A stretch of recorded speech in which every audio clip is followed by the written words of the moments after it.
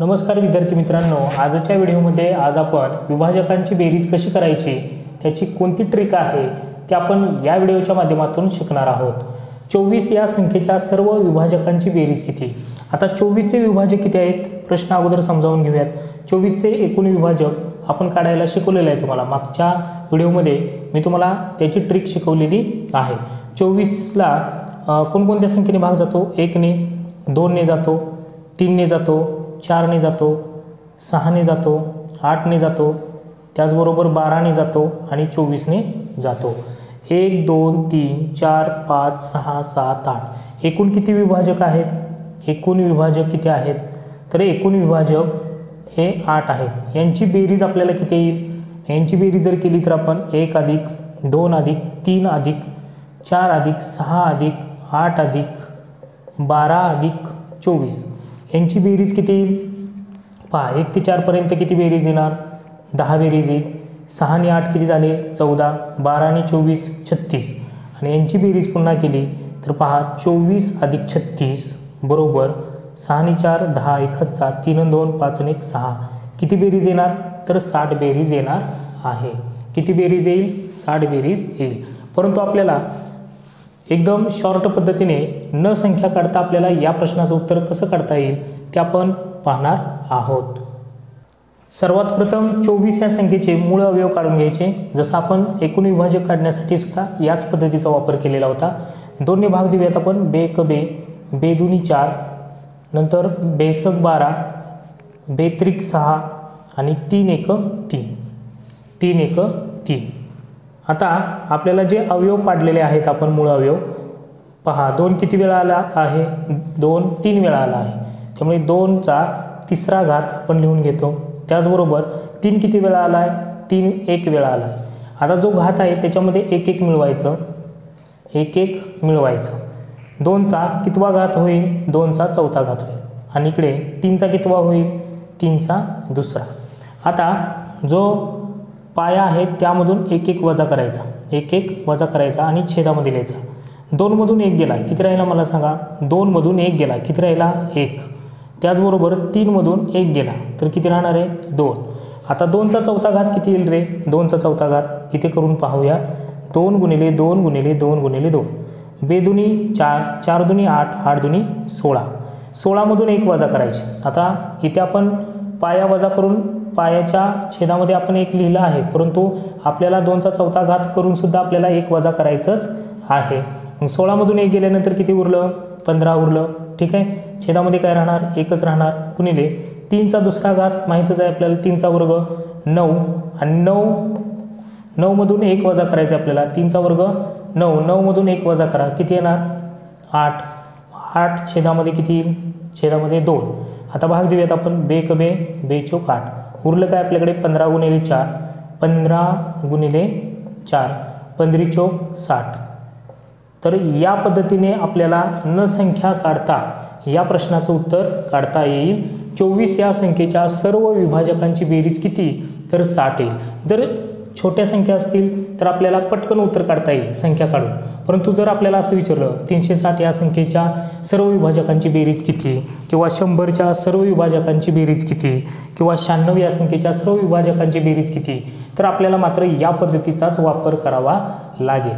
Okay, पाहूयात पुढील प्रश्न। 96 या संख्येच्या सर्व विभाजकांची बेरीज किती? आता सर्वात प्रथम आपल्याला 96 चे मूळ अवयव काढून घ्यायचे। 96 या संख्येचे, कारण जर संख्या लिहित बसलो 96 या संख्येला कोणकोणत्या संख्येने भाग जातो, जर संख्या लिहित बसलो तर आपला वेळ जाईल।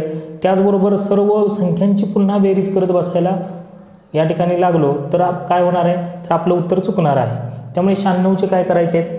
तर मूळ अवयव पाडायचे आहेत। 96 चे मूळ अवयव पाडून घेऊयात। बे चौक 8 पुन्हा 1 उरेल, 82 16, 2 ने देऊयात, बे दुनी 4, बे चौक 8 पुन्हा 2 ने देऊयात, बे एक बे, बे दुनी 4 पुन्हा 2 नेच, बेसक 12, बेत्रिक 6 आणि 3 एक 3। तर अशा पद्धतीने आपण मूळ अवयव पाडून घेतले। आता 2 हा अंक किती वेळा आला आहे? 5 वेळा आला आहे। त्यामुळे 2 चा 5वा घात गुणिले 3 चा एकदाच आला आहे त्यामुळे पहिला घात। 5 मध्ये 1 मिळवूया, घातमध्ये आपण 1 1 मिळवतो। आता 2 चा कितवा घात होईल? 2 चा 6वा घात आणि 3 चा कितवा होईल? दुसरा घात। ठीक आहे, आता जो पाया आहे त्यामधून आपण 1 वजा करतो. काय करतो? 1 वजा करतो आणि छेदामध्ये लिहितो. 2 मधून 1 गेला 1, 3 मधून 1 गेला 2. आता 2चा 6वा घात किती बनतोय? 2चा 6वा घात केला तर 2 गुणिले 2 गुणिले 2 गुणिले 2 गुणिले 2 गुणिले 2. 2 दुनी 4, 4 दुनी 8, 8 दुनी 16, 16 दुनी 32, 32 दुनी 64. 64 मधून आपण काय करतो? वजा 1 करतो. तुम्हाला अगोदर सांगितलं मी. 64 मधून सुद्धा काय करायचं? 1 वजा करायचं. किती आलं? 64. त्यामधून 1 वजा करा. किती घ्यायचं? 63 गुणिले. आता 3चा दुसरा किती येणार? 3चा दुसरा 3चा दुसरा हा 9 येतो. 9 मधून 1 वजा करा. किती येणार? 8. किती येणार? 8. ठीक आहे. आणि छेदामध्ये 1ला काही किंमतच नाही. 2 लिहायचं आहे. काय लिहायचं आहे छेदामध्ये? 2. आता आपण भाग देऊयात. बेक बे बेचोक 8 गुणाकार काय येईल? 63 गुणिले 4. 63 गुणिले 4 करूयात. 4 त्रिक 12, 1 4, 4 सक 24, 24 आणि 1 25. म्हणजे उत्तर काय आलं? 252. उत्तर काय आलं? 252. पर्याय क्रमांक 2 या प्रश्नाचं उत्तर येईल. तर अशा सहज आणि सोप्या पद्धतीने न संख्या काढता आपण या प्रश्नाचं उत्तर काही सेकंदामध्ये काढू शकतो. पाहूयात पुढील प्रश्न. प्रश्न क्रमांक 3. 100 या संख्येच्या सर्व विभाजकांची बेरीज किती? 100चे प्रथम मूळ अवयव पाडून घेऊयात आपण. 100चे प्रथम मूळ अवयव. 2 पंचे 10 आणि हा 0. पुन्हा 2 ने भाग द्या. 2 दुनी 4, 2 पंचे 10. पुन्हा 5 ने जाईल. 5 5 25 आणि 5 1 5. आता जे अवयव पाडले 2 किती वेळा आला आहे? 2 2 वेळा आला आहे. त्यामुळे 2चा वर्ग आणि 5चा वर्ग.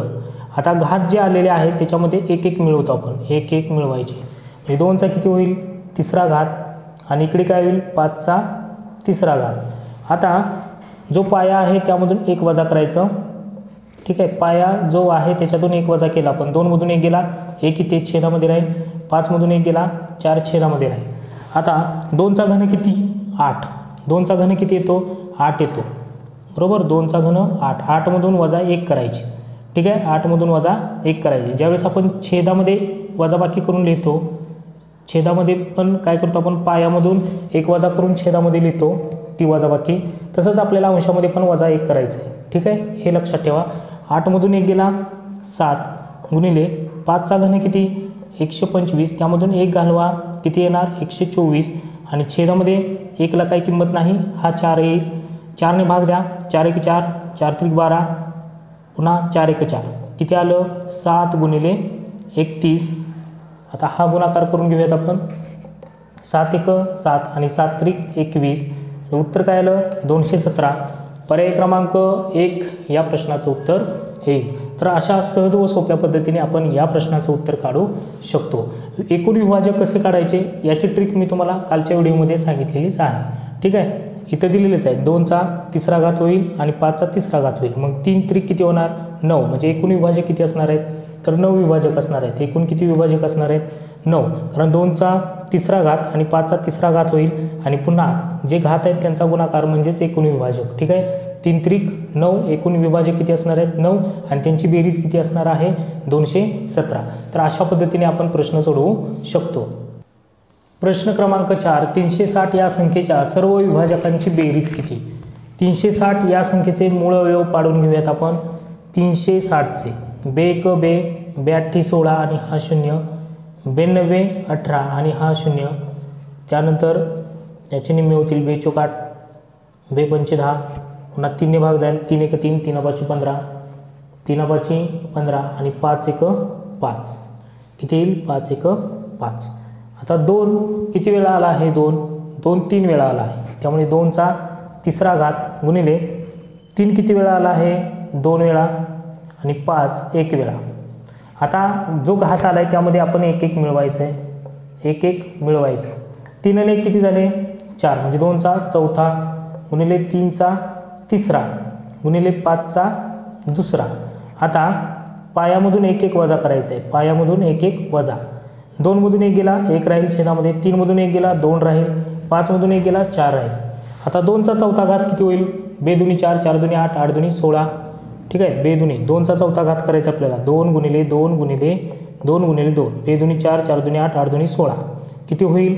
8 दुनी 16. 16 मधून 1 वजा करा. किती येणार? 15.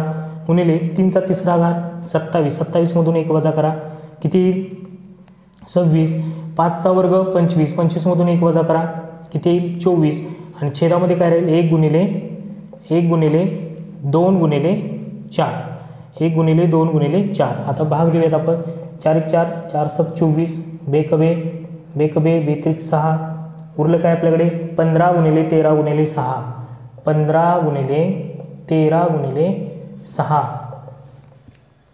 15 त्रिक 45, 4 हातचा 15, 1 15 आणि 4 19 गुणिले किती करायचं 6, 6 पंचे 30, 3 हातचा 6 9 54, 54 आणि 3 57, 5 हातचे येतील 6 1 6 आणि 5 11. तर आपलं उत्तर काय येणार आहे 1170, 1170. पर्याय क्रमांक 1 या प्रश्नाचं उत्तर आहे. कोणत्याही संख्येचे विभाजकांची बेरीज तुम्ही या पद्धतीने अगदी सहज व सोप्या पद्धतीने काढू शकता. तर अशाच नवनवीन ट्रिक्ससह तुम्हाला मी व्हिडिओच्या माध्यमातून देत आहे. पुढील व्हिडिओ लवकरच मी अपलोड करणार आहे नवीन ट्रिक्ससह. जर तुम्हाला व्हिडिओ आवडला असेल तर माझ्या चॅनलला सबस्क्राईब करा, तसेच व्हिडिओला लाईक करा. भेटूया लवकरच. धन्यवाद.